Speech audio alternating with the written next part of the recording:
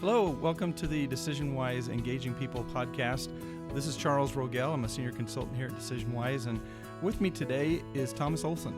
Hello, everyone. Thomas is also one of our consultants here at DecisionWise, and today we're going to be talking about the topic of autonomy and how it plays out in the workplace and how you can increase autonomy with your workforce. So, Thomas, as we dive into this, do you want to talk about some of the questions we use to measure the level of autonomy that we see in organizations? Yeah, so on our standard survey, we use 4 questions to measure autonomy. I have the freedom to choose how to best perform my job. My supervisor empowers me to get my work done in the way I see best. I'm empowered to make improvements within our team. And this organization trusts their employees to do their jobs. So those are the 4 standard questions that we use to measure autonomy. And it's interesting because we're measuring them at different levels. And so, at the job level, I have the freedom to choose how to best do my job. Does my supervisor empower me? At the team, do we feel empowered?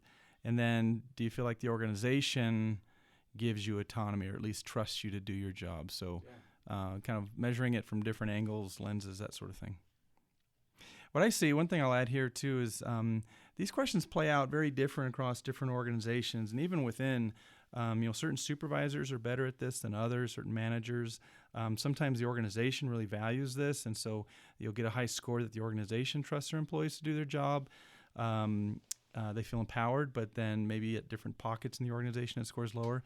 And then sometimes across the board, it scores low just because there isn't a lot of opportunity maybe, or people don't feel like maybe in a manufacturing setting that's kind of maybe highly regulated or routine, that they can, work outside the framework, so to speak, of how they do their jobs. So anyway, we're going to explore this. So let's kind of talk about then this definition of what autonomy means. Sure. So it means the quality or state of being self-governing, or it can mean self-directing, freedom, and especially having to do with moral independence. So it's interesting that nomos is Greek for law. Mm-hmm. So it kind of, autonomous kind of is about making your own laws. Oh, that's cool. In a way. So that was kind of interesting looking that up. And the DecisionWise, in the book that our CEO, Tracy Malett, wrote, Engagement Magic, we see it as the power to shape your work and environment in ways that allow you to perform your best. So I think that's a good way to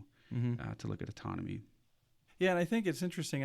People have different reactions to the word autonomy. As a manager, sometimes you're feeling like, oh gosh, I don't want to give people too much freedom. And I guess we'll get into this too. But it has a lot of baggage that goes along with it too.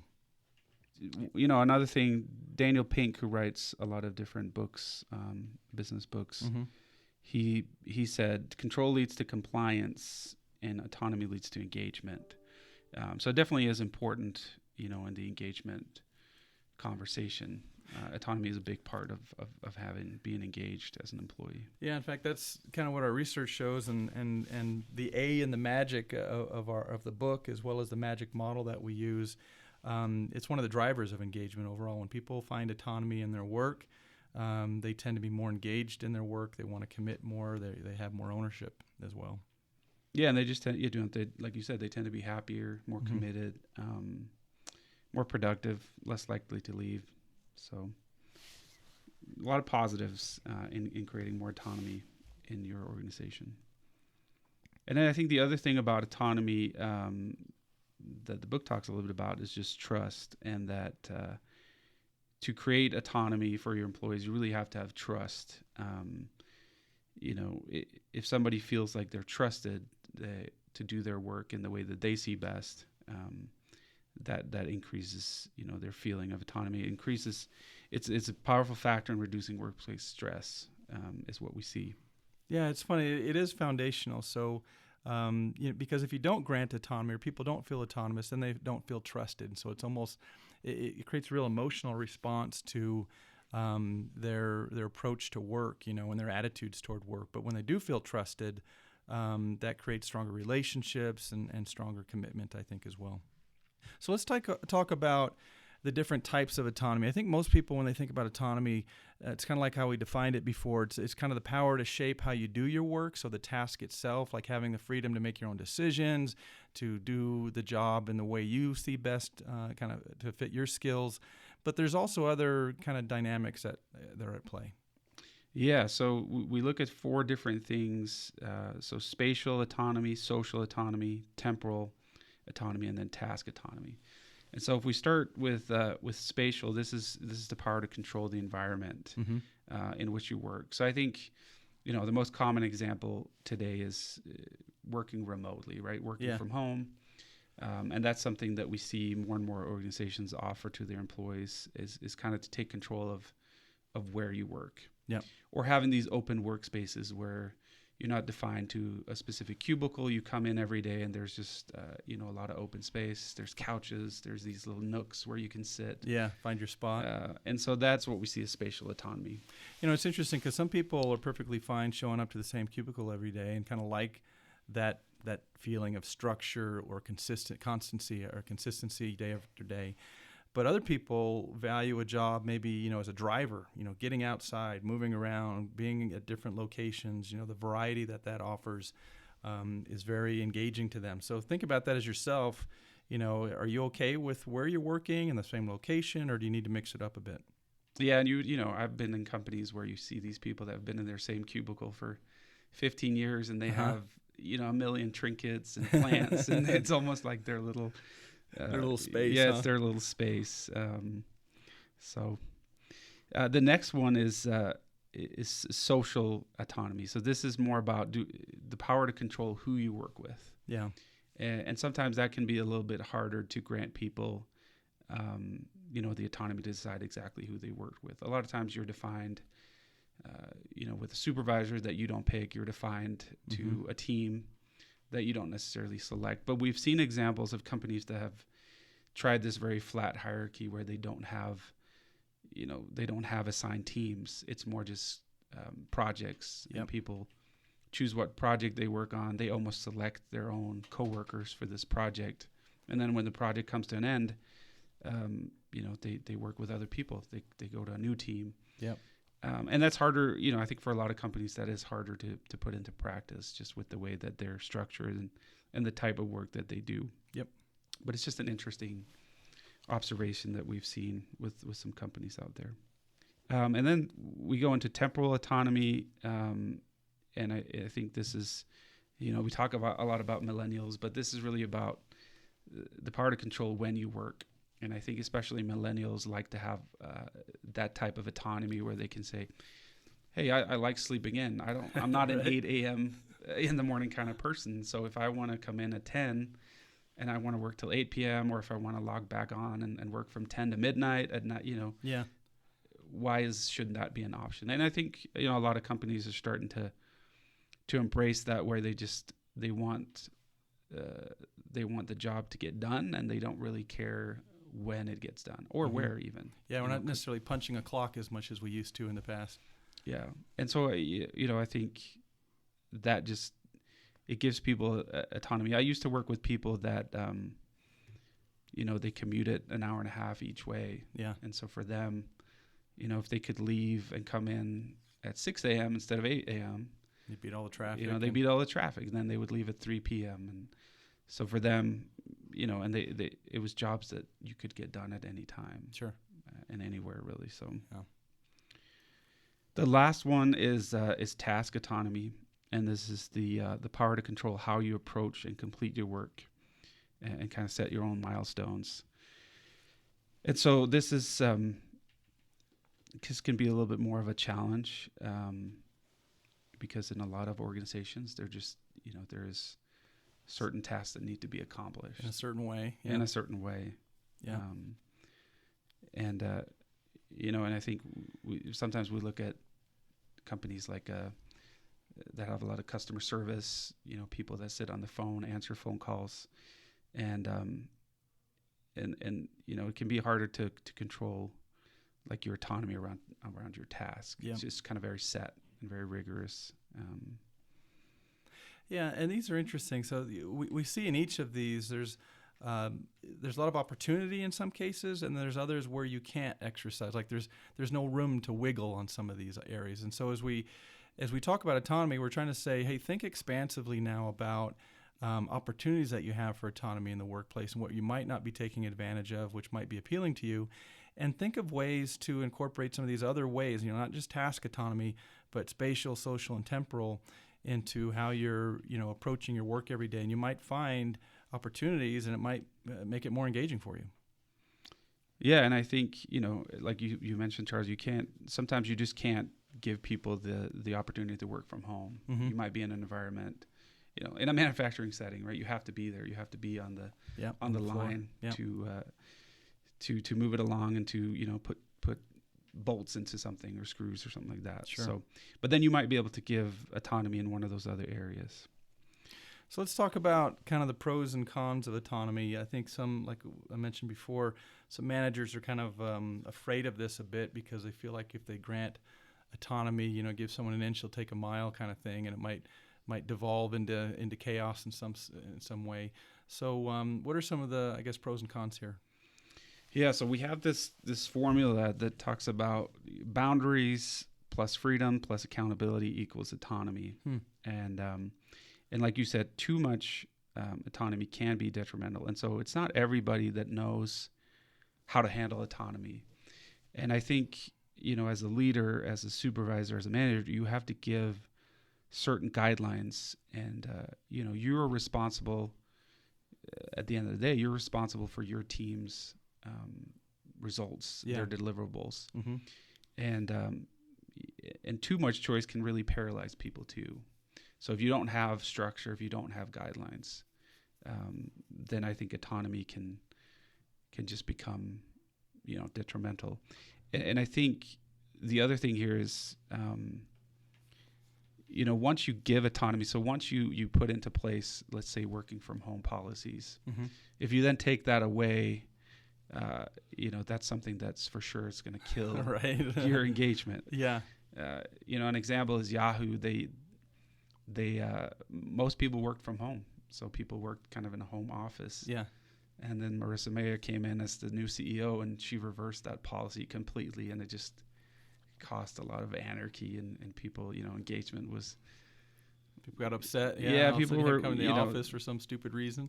Right. Yeah. And they had to kind of reverse it down the line and let people start working from home again. Mm-hmm. So you have to be just aware of when you grant these different types of autonomy. Are you able to keep them up? Are you able to be consistent with it? And I think you have to be consistent across your workforce as well. Mm-hmm. So if you let somebody work from home, everyone's going to want to. Yeah, you have to be aware that maybe there's teams out there that just wouldn't do well with that. So you have to be aware that it can be seen as like favoritism or.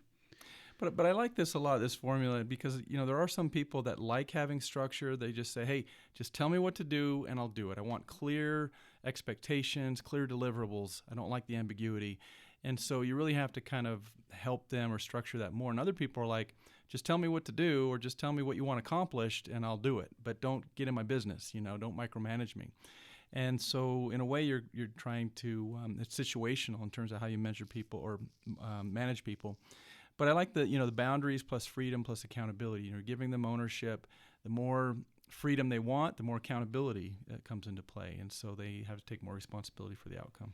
Yeah, I think it's just important for as a leader of people, as a manager, you need to know your employees, and you need to know who needs a lot more structure. Who's the person on my team that I can just say, I need this done by this date, and then they'll do it exactly. The way they want to do it, but they're going to deliver results. Yep. And like you said, other people just need a little bit more structure, a little more guidance, and they work better under that environment. So it's really, every employee is different. Yeah. And so let's talk about when it's not working. So when there's too little autonomy, what are some of the outcomes there? I think, stress is one of them. Yeah. And I think just not feeling engaged. I think the learned helplessness is a term we use where we talk about these elephants in India where as their baby elephants, the trainers would tie these tiny little, this rope to their leg or what? leg. Uh-huh. I was gonna say feet, but they probably don't have feet. Pads. Yeah. And they can't get it. It's strong enough to hold the baby elephant, and then they keep this rope on, and as the elephant grows, and eventually becomes strong enough to just rip that rope right out of the ground. Yeah. They're so used to having that rope as a as a tie down that they don't attempt to break it. And so I think if you don't give employees any autonomy, they get just their work becomes very mundane, and there's no creativity. There really is no engagement. You're just kind of going through the motions, right. And so it can really just kill any kind of innovation you have. And I think, especially in a manufacturing environment where people are just working on a line, mm-hmm. It can be hard to create that kind of, buy-in and that kind of engagement, because it really is this set task. Yeah, and I've seen it like they just don't care. So they're just like, whatever, you're going to make me do it this way. I know it's a dumb way to do it. It's going to cause problems down the line, but fine. That's what you want me to do. I'll do it. And so when problems occur, when there are, issues, they're kind of like, I told you so, but you won't let me change it. So they just get more apathetic about their work. And that's where, Toyota is a famous example where they have this, they called it the Anden cord, but now it's buttons. It used to be this line that would run across the whole assembly line, and any employee could pull it at any time. Yeah. And then basically say like, hey, I see a problem. Yeah. And I'm taking responsibility for this. I want to make sure that we produce the best cars out there. Yeah. And I think employees were rewarded, right? So there were some kind of incentives. Oh, that's good. To say you're part of the process. You're not just, you're not just like a human machine. Right. You actually have to use your creativity and and think about what you're doing. And are there ways we can do it better? Feel free to chime in. So we've talked already about some of the recommendations that we have for managers here as we've gone through this, but one way we think about engagement is that it is a competency to be learned by managers, and there's several competencies around our magic model, autonomy being one of them. And so autonomy as a competency we've defined in different ways. And so do you want to talk about some of the competencies around autonomy? Yeah. So some of the things that a manager, as you can think about as a manager, is delegation, accountability, empowerment. And so if we talk about delegation first, it really comes down, you can delegate really kind of routine tasks to your employees, but you can also delegate really critical things and make that employee feel like what they're doing is very important for the organization. And then just the trust as well. I think when you delegate something, you're showing that you trust an employee. Yep. And around accountability, I think it's important to have those feedback discussions with your employees, and you set the right expectations for performance, for deliverables, and then just making your employees feel a sense of ownership. Yeah. That they own what they're delivering. And then empowerment, it comes back to that conversation about you have to have some structure, and there has to be that feedback loop to your manager. If you just get this really high level, very ambiguous project, it can really cripple a lot of people with stress and not feeling like, it might feel like a lot of autonomy, but that's where it becomes a bad thing, I think. No, agreed. And I'm also thinking, we stress these as leadership competencies, but it doesn't work if the organization itself doesn't value autonomy as kind of a core competency or value in the organization. So it definitely comes down from the top. So if senior leadership and if the CEO agrees that, hey, our people are smart and capable and have good ideas, we should grant them autonomy and help them make the organization better.